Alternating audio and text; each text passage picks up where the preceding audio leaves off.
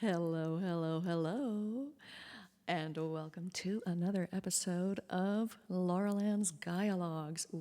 I'm so excited about this one.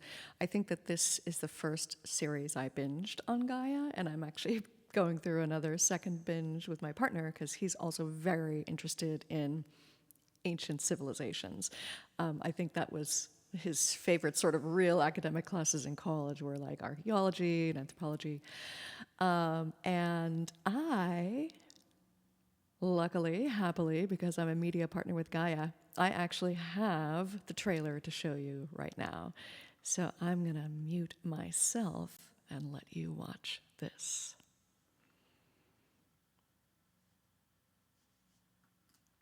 If I can figure out what I'm doing. Okay, here we go.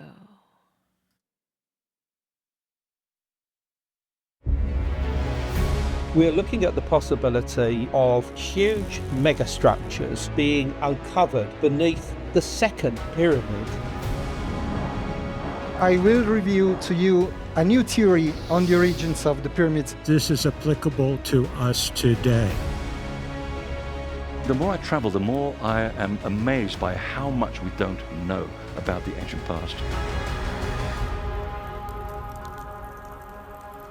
Who were these people? Who were these gods? And where did they come from?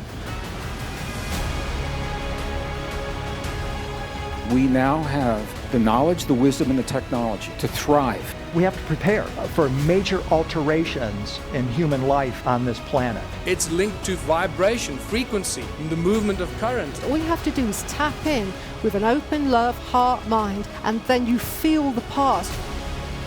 Share all of the information. What state of being did they exist in? What spiritual capabilities did they have? We need to learn from the past. This will be a massive reveal.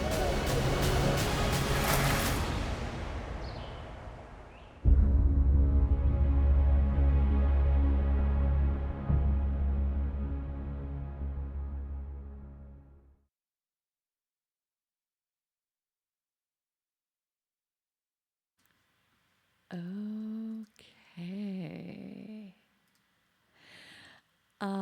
So I've decided to do a bit of a weird lead into this one because I've had a lot going on. I had a show that went up in Prescott, and so it has been, I think, a couple of months since I've done one of these episodes.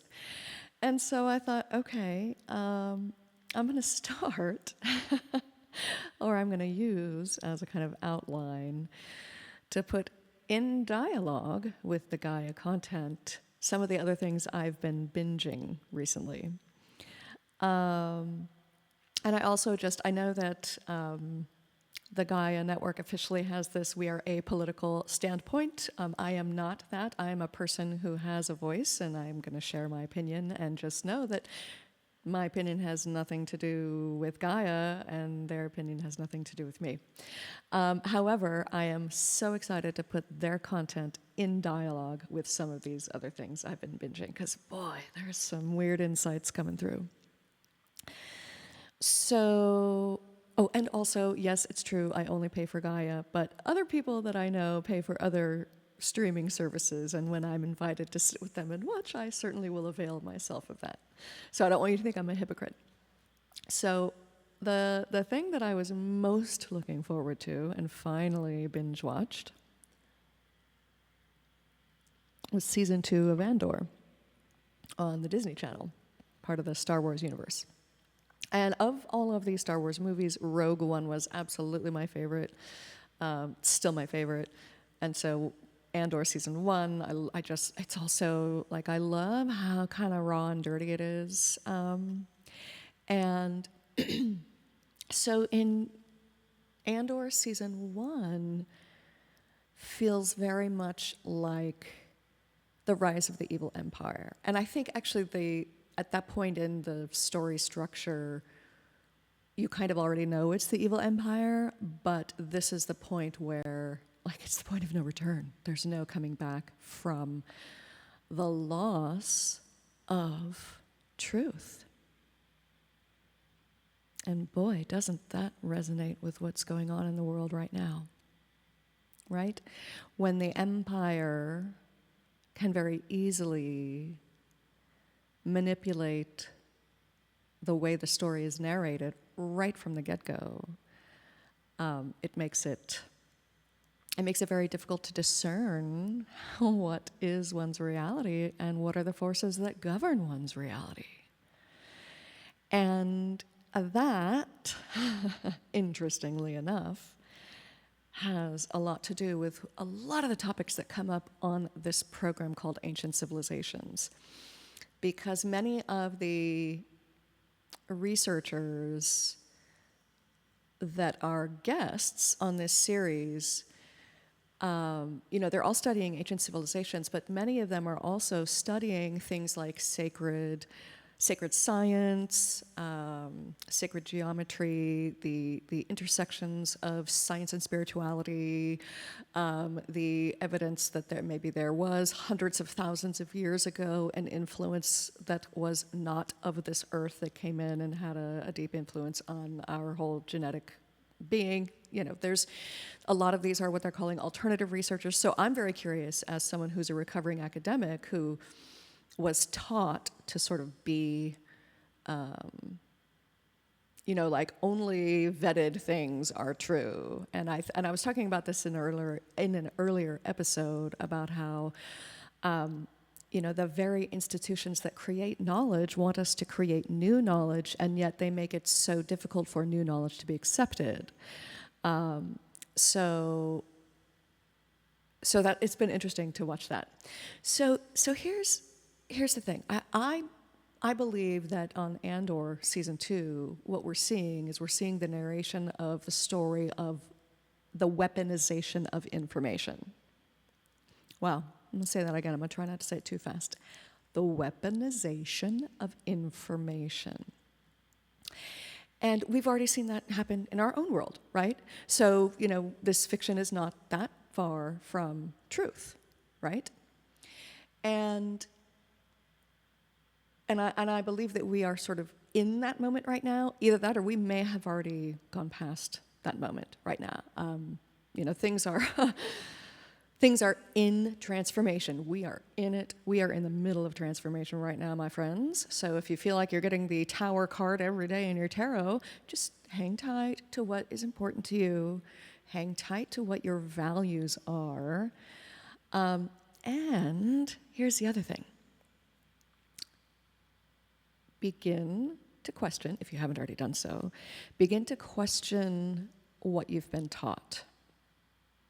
Ask yourself where it comes from and why it is the way it is. These are the kinds of questions that a lot of these researchers from ancient civilizations, or researchers of ancient civilizations, it's kind of like, I sort of see that as like an approach.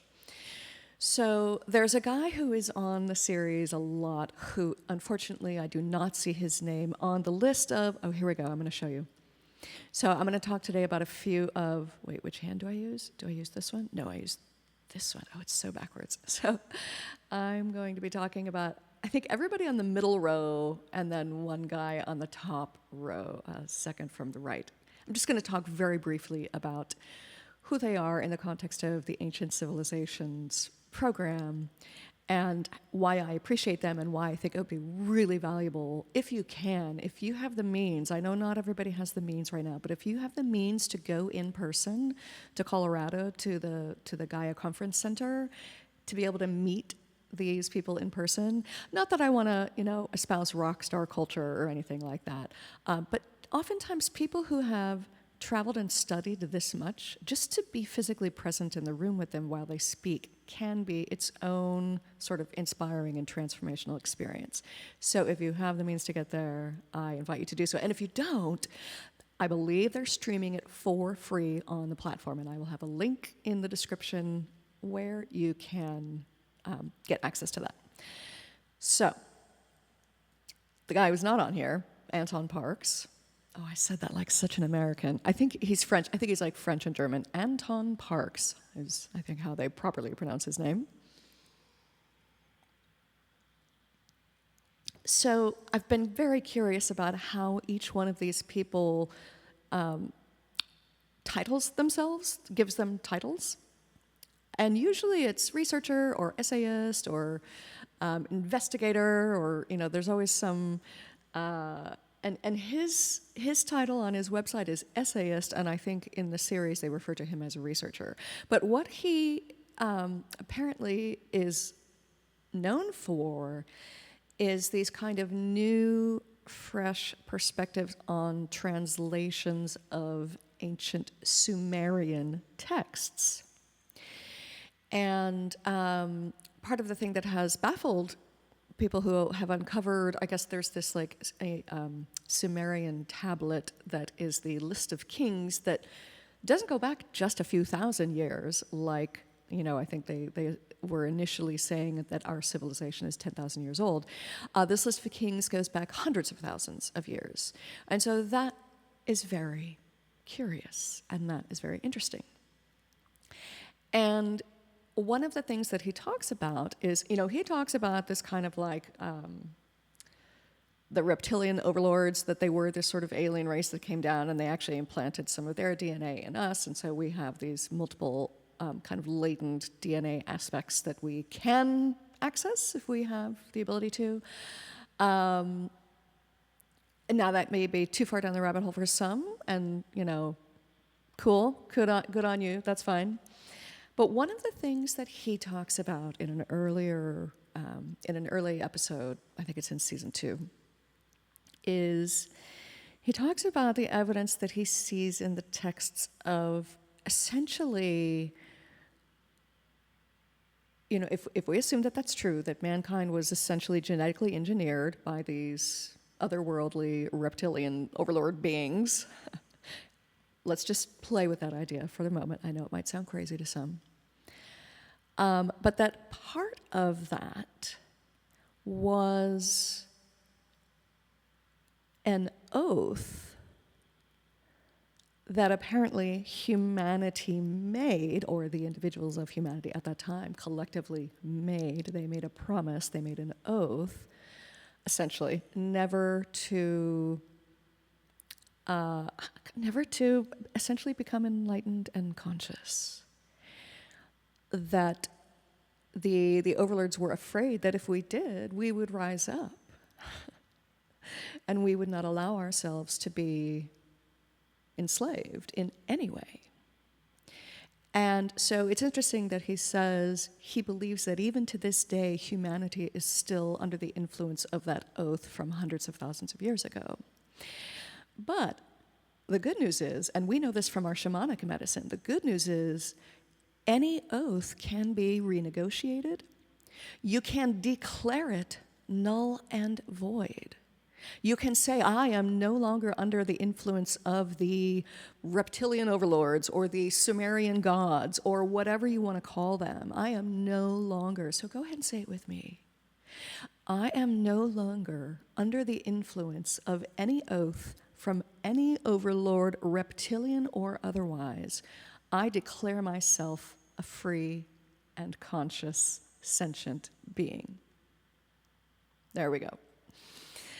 That's step one. So unfortunately, Anton Parks is not going to be there. But what I did look at his website, and what he says he does is he examines the role of primordial myths in the foundation of our societies.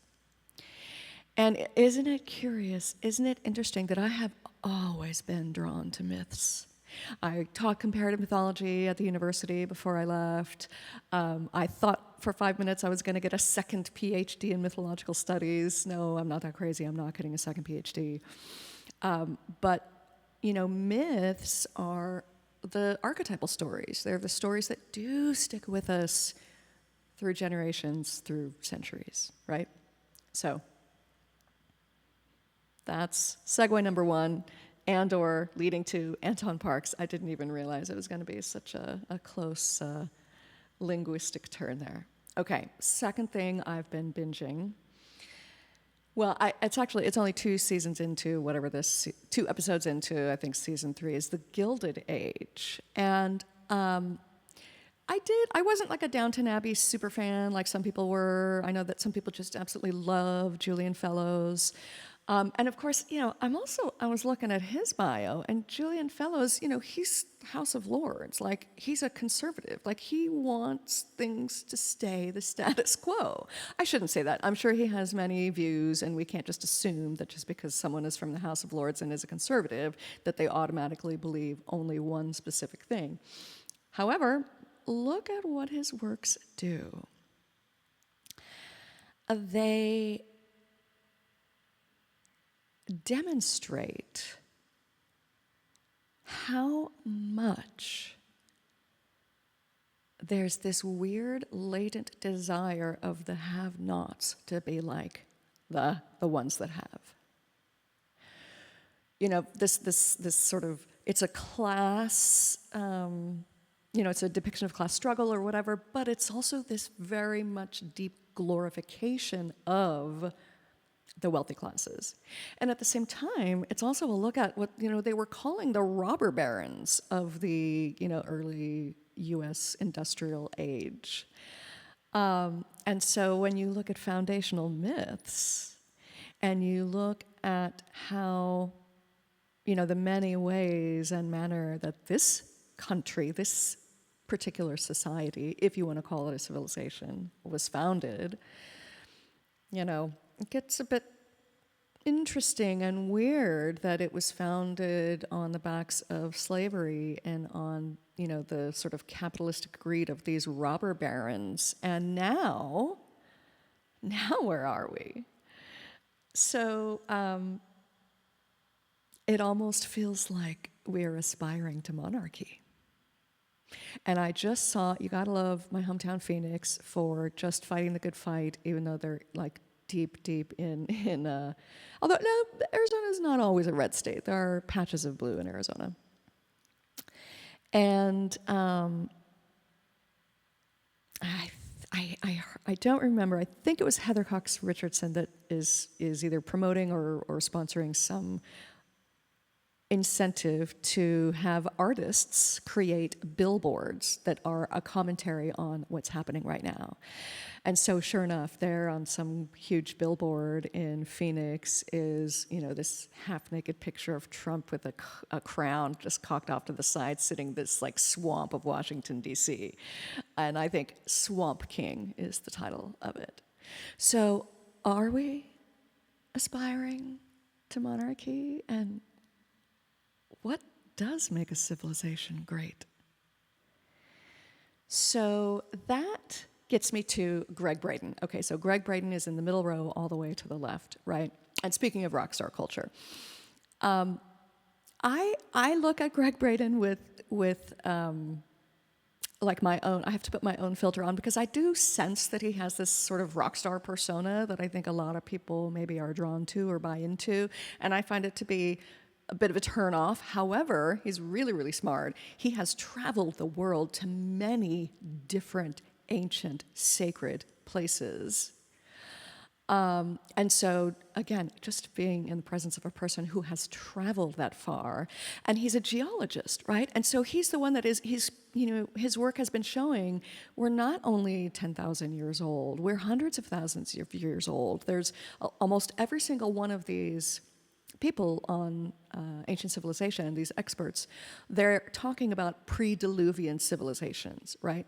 That we weren't all just, sticks and caves prior to the flood, that there were civilizations all over the world that were very advanced, probably more advanced than we are right now.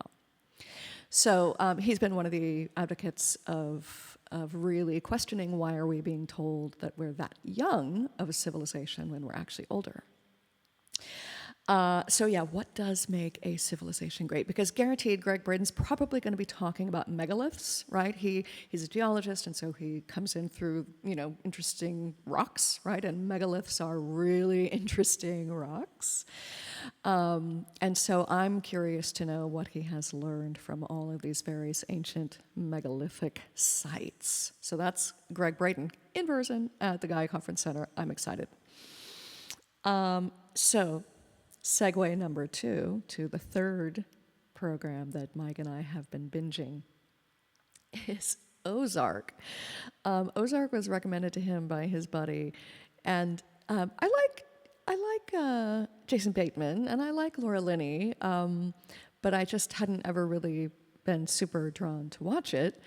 And so now, we've like, all right, we need something new to watch, so we're putting this on, and boy, if Ozark isn't posing the question of how are these, speaking of foundational myths and mythology, the gangster mythology of this particular country, and I would almost even argue maybe of the whole, like the continents of the Americas, because the characters in this show are just such grotesque caricature depictions of, you've got the sort of white trash drug lord, and then you've got the sort of Mexican drug lord, and they're just these really grotesque archetypes, kind of almost monstrous figures.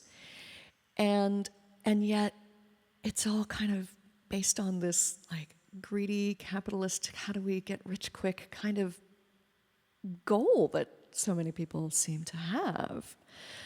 And, then I just wonder, well, how does that relate back to ancient civilizations?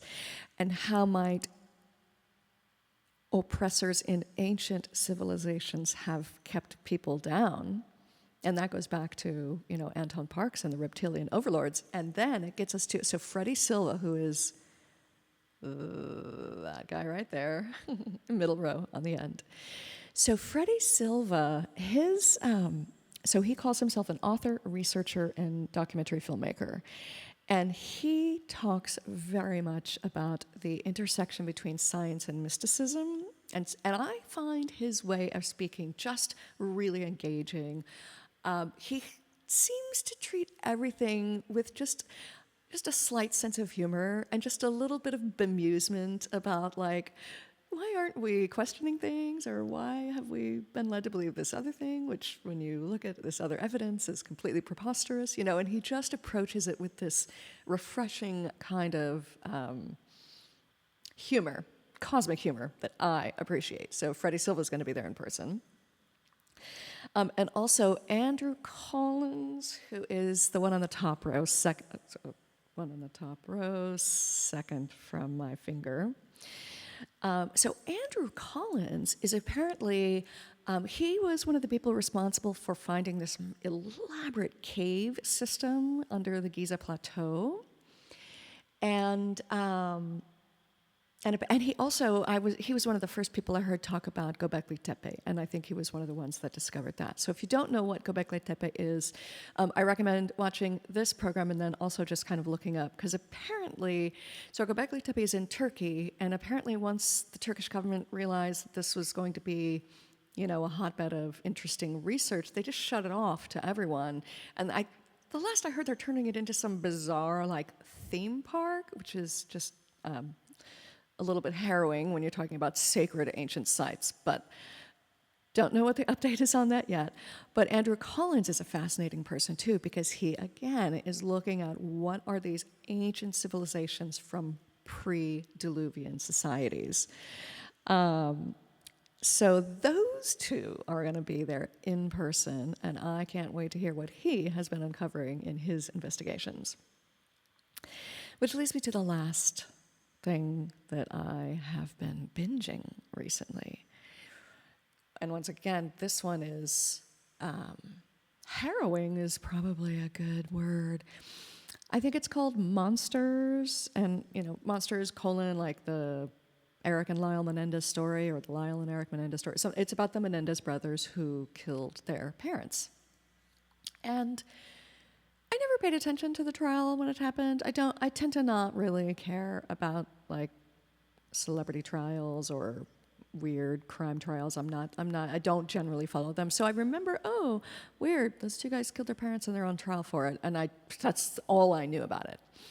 And granted, it is a dramatization, and so I'm looking at it with a critical eye of, like, how are they narrating this story? Why are they choosing to narrate it this way? Why are they making these choices? Which parts of the story are based in fact, and which parts of these are sort of, an elaboration on the tale? So it's been very interesting to watch it with those eyes. But even still, the thing that keeps coming back to me, that it seems so relevant to everyone, how is our current society making monsters of our young people? How is the abuse we are inflicting on our children making monsters of our children? That, to me, is the clearest message. And I don't know how that is going to lead me back to ancient civilizations. Well, I guess because I do question what makes a civilization great.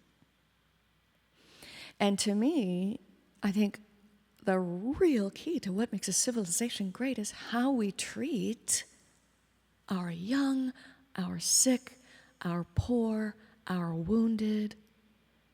Do we make monsters of them, or do we heal them? So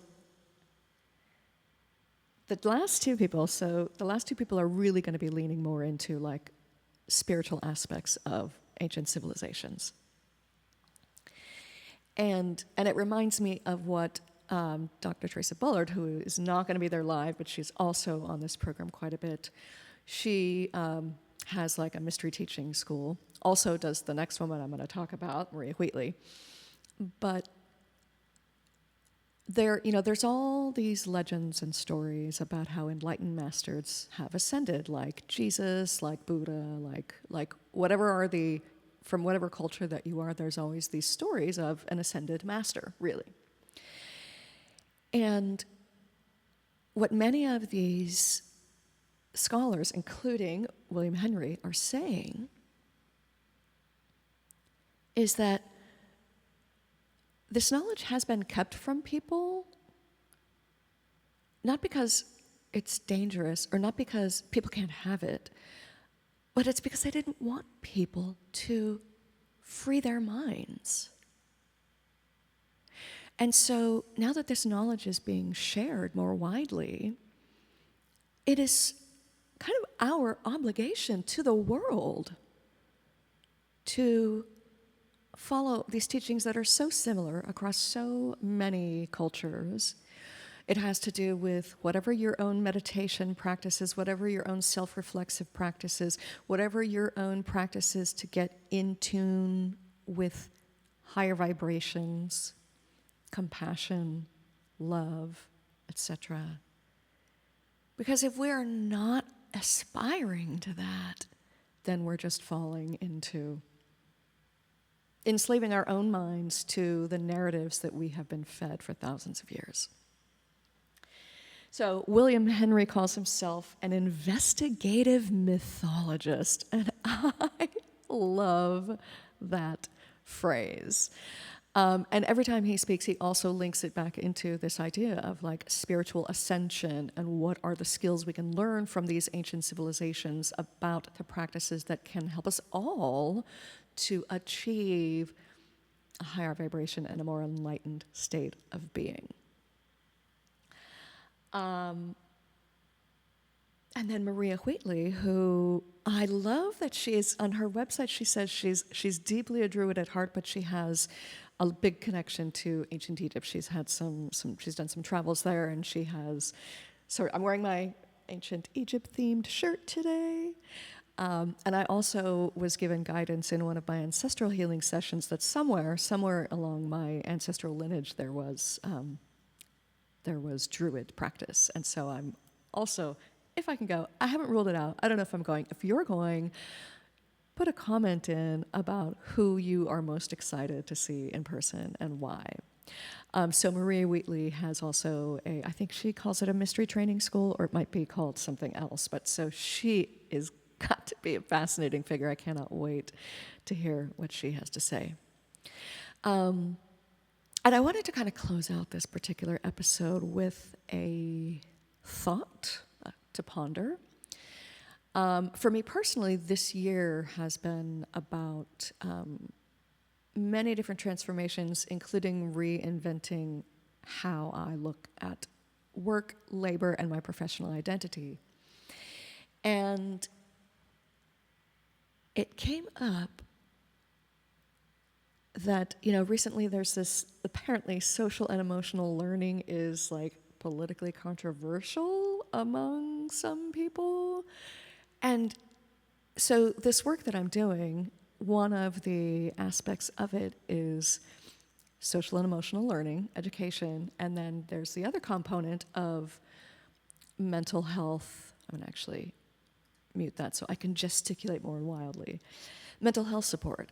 And when you look at what this company offers, and you look at how it provides all of the support in skills in being aware of our emotions, regulating our emotions, treating each other with compassion, blah, blah, blah, blah, blah, they are the preventive work so we don't have to get to mental health crisis prevention in an urgent sense. Now, of course, they go hand in hand. If someone is in a crisis, we do want to make sure they are cared for as much as possible. But how on earth could that be controversial? Developing emotionally healthy children, how on earth could that be considered controversial? So that is where I'm going to leave it for you today. I hope you enjoy the content, and if you're not on Gaia, get yourself on Gaia. The link is going to be in the description, and it is an affiliate link, so please, please, please, and if you click on that link once, it will track for 90 days, so if you decide you don't want to do anything right now, make sure that, you do click it at least one time so that it can know that I am the affiliate that introduced you to their channel. That's how this reward system works. So, signing off, once again, this is Laurel Ann and Laurel Ann's Gaialogues. See you next time.